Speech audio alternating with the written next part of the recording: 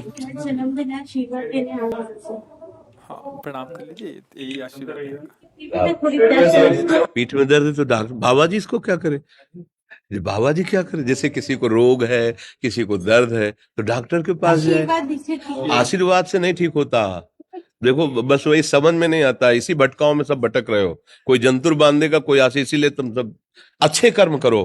पूर्व के पूर्व कर्मों के पाप से हमें दंड मिलता है। अच्छे कर्म करो, नाम जप करो, माता पिता की सेवा करो, सद्भाव से चलो। अभी ये कर्म नष्ट हो जाएंगे, किसी से जंतुर बंधवाने की जरूरत नहीं, किसी से आशीर्वाद मांगने की जरूरत है। अब नाम जप ना करो, खाओ मुर्गा मांस, पियो शराब, करो व्यभिचार करो, तो बाबा जी आशीर्वाद दे दे तो कोई आशीर्वाद काम नहीं करेगा। दुर्गति होगी यहाँ भी और वहां भी। हमारी बात समझो।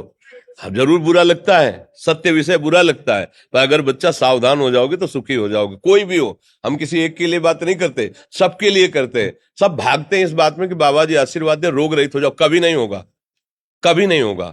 तुम्हारे आचरण ठीक होंगे तब तुम्हारा सब काम बनेगा।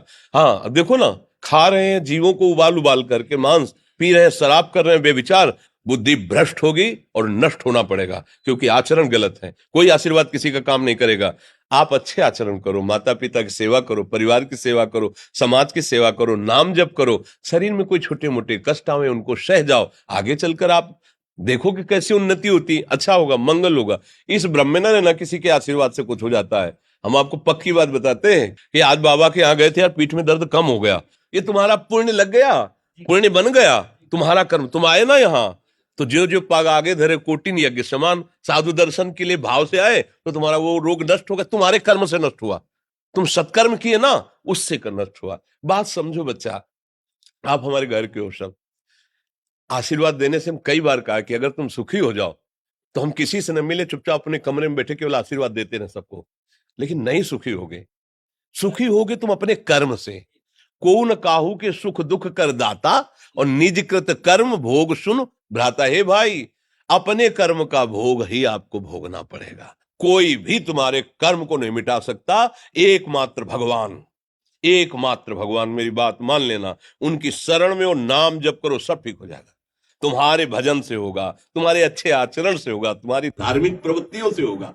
अब ये बात ना समझो तो फिर हम क्या कह सकते हैं? नहीं, हाँ, यही तुम्हारा जन्मदिन की सफलता है कि हमारी बात मान लो, राधा राधा रटो, कोई नशा मत करना, अपने माता पिता की सेवा करो, समाज की सेवा करो जितना। और जो कष्ट है वो स्थायी नहीं है। आज विपत्ति आई, कल खत्म हो जाएगी।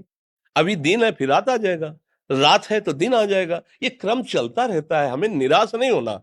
सूरवीर योद्धा की तरह हमें जीना है यार, कायर की तरह नहीं जीना है। जी। ठीक है।